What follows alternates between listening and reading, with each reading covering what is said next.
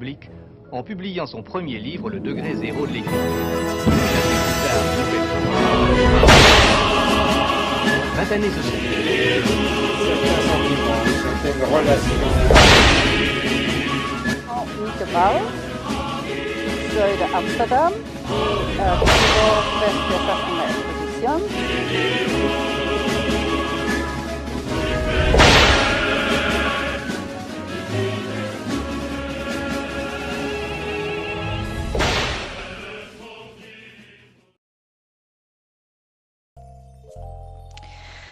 So, there are different ways to narrate the narrated world. There is the enunciator, which is the one that narrates, and the enunciated, the content that the enunciator narrates. A verbal tale, either orally or written, only is conceived in the way in which someone tells the tale to somebody else. The narrator is something that constitutes the text. It is not optional. There are different ways in which the narrator relates and interacts with the world it narrates. It depends on the way in which this relationship happens that we can categorize the types of narrator. I am going to talk about 3: homodiegetic, autodiegetic, and heterodiegetic.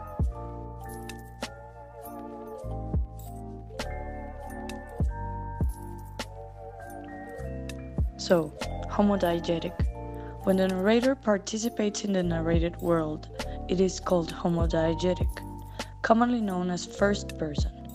This narrator has 2 functions: vocal, the act of narration itself, and the other one, which is diegetic, the act of participating in the narrated world. There are different ways in which this happens. Also, there are different degrees. The first one is to tell the narrator's own story. Here's when we talk about autodiegetic narrators. So, autodiegetic narrators are the center of their own narrative. They are the principal characters. If you want to view it this way, they are the heroes of the story, like Cusco in The Emperor's New Groove. Hi, excuse me. 2 seconds here. I'm the one in the car, remember? This story's about me, not him. Okay, you got it? All right, we're gonna move ahead. Sorry to slow you down. Or Holden Caulfield in The Catcher in the Rye. When he says, like, if you really want to hear it, I will tell you about it. Well, he's the center of the story. There are also other examples, including narrations in form of letters or autobiographies. Now, testimonial. That's another way of homodiegetic narration. The perfect example is the one in The Great Gatsby. You may know it. The main character is Gatsby, not the one telling the story, despite the fact that he's actively participating both verbal and diegetically in the story. This narration can exist from a single person's point of view or one made collectively. This can also enter in the second person narration degree. It implies the presence of an I in the story, but also creating an illusion of orality in the narration.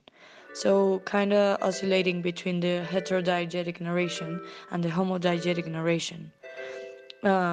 You could say that an example is Kanye's proposal to Kim Kardashian. In this case, the narration of Kanye's proposal to Kim is in charge of Kim's sister, Chloe. She's speechless, of course. Now, back to homodiegetic narration. Homodiegetic narration has also different degrees of subjectivity, because having access to the mind of other characters is only a privilege that heterodiegetic narrators have. So, the narration inside the narrated world cannot access another conscience but its own. The information constructed in the narrative comes from the narrator, but this narration cannot be entirely trusted by the readers because of its impartial nature. This could be awesomely exemplified with Lolita, where Humbert explains only his point of view, and the reader's decision to believe what he says depends on him or her. Every homodiegetic narration fictionalizes the narrated act in itself. We must always ask ourselves, when is this being narrated? From where and which point of view? How did the narrator get this information? So, now we're going to talk about heterodiegetic narrators. This narrator does not participate in the narrated world. He's absent in the story. This narrator only has a verbal function, the one of narrating. It does not have a presence in the action. This narrator can have a personality, but the less this happens, the closer this narrator gives the illusion of objectivity. This narrator has a privilege to understand what the characters are thinking. This is why free and direct discourse can only be found in this type of narrative. Keep that in mind. An example of this could be Charlie and the Chocolate Factory, or Harry Potter, or Alice in Wonderland. This is also exemplified in Stranger Than Fiction, where the writer of the man's story can read the character's thoughts and feelings. His wristwatch said even less. Every weekday, for 12 years, Harold would brush each of his 32 teeth 76 times. 38 times back and forth, 38 times up and down. And now we are going to talk about the diegesis. The diegesis is present in any work of literature that tells a story regardless of if it is a fictional work or if it is a non-fiction work, as long as it contains some kind of narrative. This diegesis could be considered the universe or reality in which the characters of a story live and interact at a specific time they are living in. For example, the diegesis of Harry Potter is England, more specifically Hogwarts in the late 90s. The diegesis of Lord of the Rings is the Middle Earth, and the diegesis of Apocalypse Now is Vietnam during the war. Now, there are two key aspects to consider when building or analyzing a diegesis: the tale and the telling. The tale essentially is the story that is being told, the characters, the actions, the context, etc. If you ask yourself, what is this story about? The answer would be the tale. For example, in this PewDiePie video about a Dr. Phil episode, Felix is explaining the tale of this episode to his viewers so that they can follow the story. Okay, so let me break it down for you in case you're not following. This is why I'm here. Gingers Have Souls girl thinks she's a great husband to this guy, but the family, creepy looking blonde-ish people, I don't know what to call it, they don't like her very much, and they're very protective of the husband of Gingers Have Soul kid. So they're going like, oh, you're a liar, we can't trust you. And she goes, well, I'm not a liar, how could I possibly be a liar? The telling is the way the story is told. If it is straightforward in a linear way, if it is by means of letters, or if it will be fragmented so that the reader has to join the pieces, etc. The telling is how the writer will communicate the tale to the reader or viewer. Going back to the Dr. Phil episode, the telling of this story is by interviews and videos that give the viewer context from different points of view so that they make their own judgment of what is the truth. Scar from an injury, that's it. And now they're That's quiet. it. Period. Zip. Zero. Nada. No drama. No. And he's just sitting there saying nothing. Bizarre etchings on his body. Great. You know, couldn't he just have said that?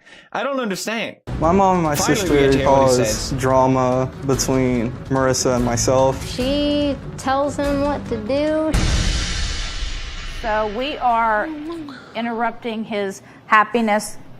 When you call to ask for money to help everyone, you guys pay your okay? bills. And you interrupt Right? Dr. Phil. Now Yes, we do. We do need help. Well, you know what? The train derailed. An example in literature would be a comparison between Stephanie Meyer's Twilight and Bram Stoker's Dracula.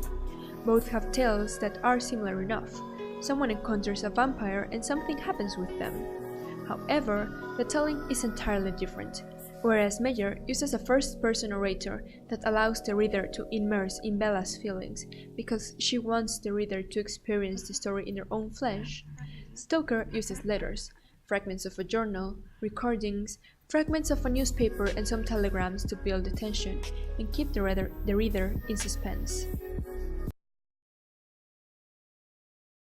There are two resources that influence directly in the telling: analepsis and prolepsis, or, as they are commonly known, flashback and flashforward.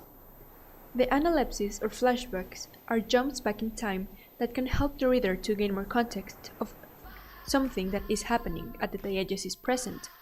For example, in Troye Sivan's Blue Neighborhood trilogy, Sivan uses the analepsis in the telling of his story to show the friendship he and Matt had in childhood, and to provide the context of how the relationship they have in the present was built.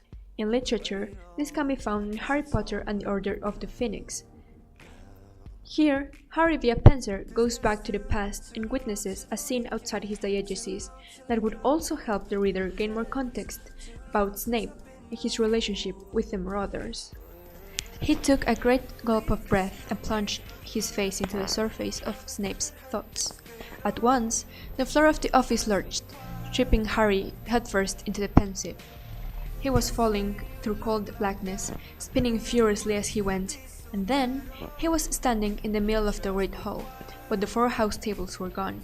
Instead, there were more than 100 smaller tables, all facing the same way, at each of which sat a student, head bent low, scribbling on a roll of parchment. The only sound was the scratching of quills and the occasional rustle as somebody adjusted their parchment. It was clearly exam time. The prolepsis, on the other hand, is a sudden movement towards the future. The diegesis is temporarily broken to show the reader something that has not happened yet, but will. The Blue Neighborhood trilogy also uses this device as a way of foreshadowing the tragic end of the story at the beginning of it by showing snippets of future events. More concretely, Matt standing before a cliff. In literature, the classic example is Dickens' A Christmas Carol, where the ghost of tomorrow shows Scrooge the future after his death.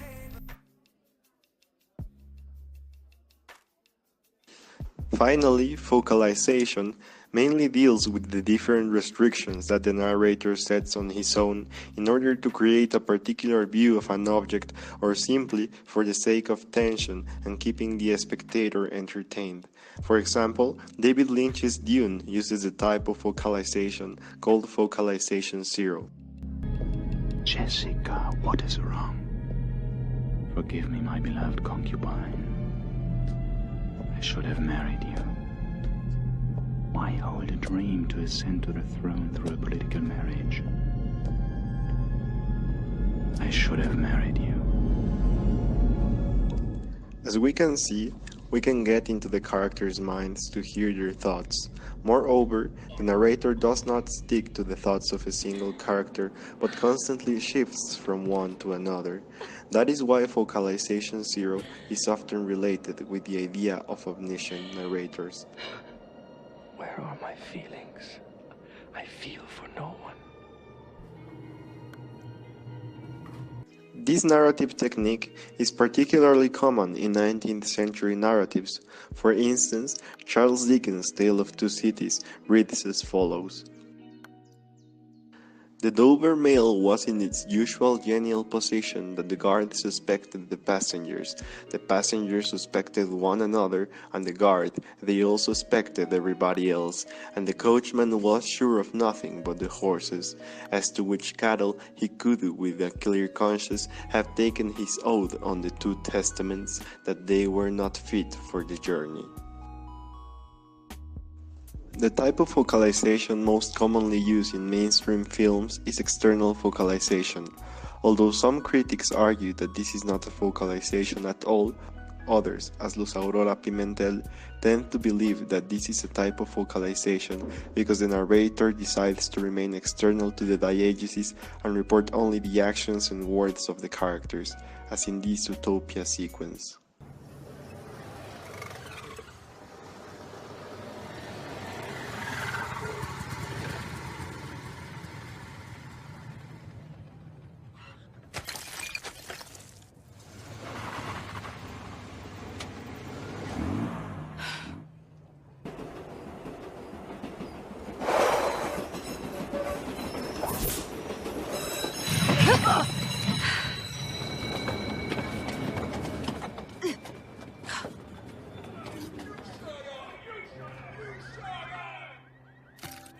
Without the narrator getting into Judy Hopps' mind, we can get a grasp of her feelings of loneliness, desolation, sadness, and general despair.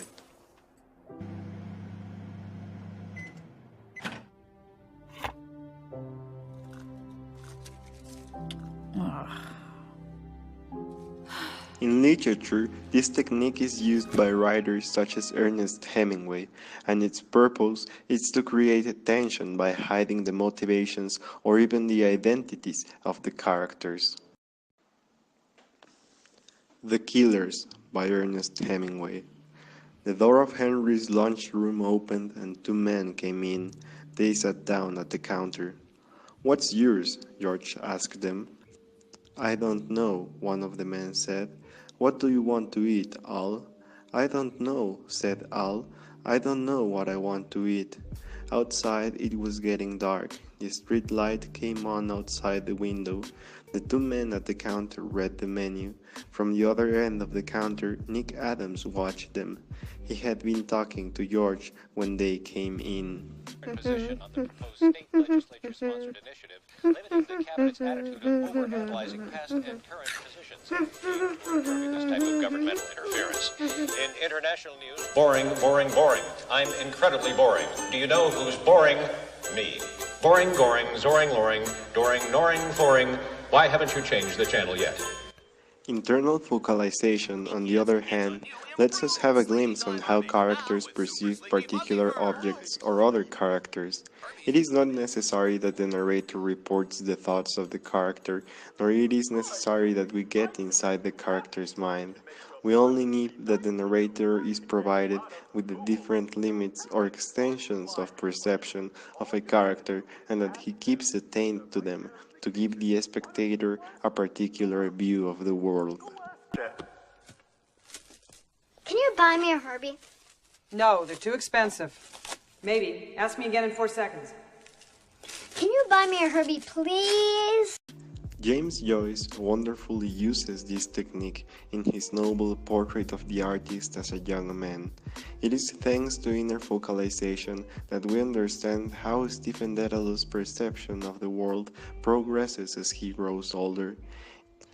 In the following fragment, the narrator focalizes through Stephen Dedalus the image he has of God while being a child.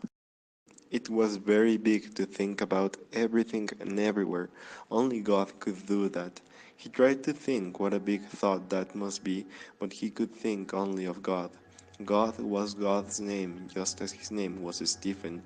Dieu was the French for God, and that was God's name too. And when anyone prayed to God and said Dieu, then God knew at once that it was a French person that was praying. But though there were different names for God in all the different languages in the world, and God understood what all the people who prayed said in their different languages, still God remained always the same God, and God's real name was God.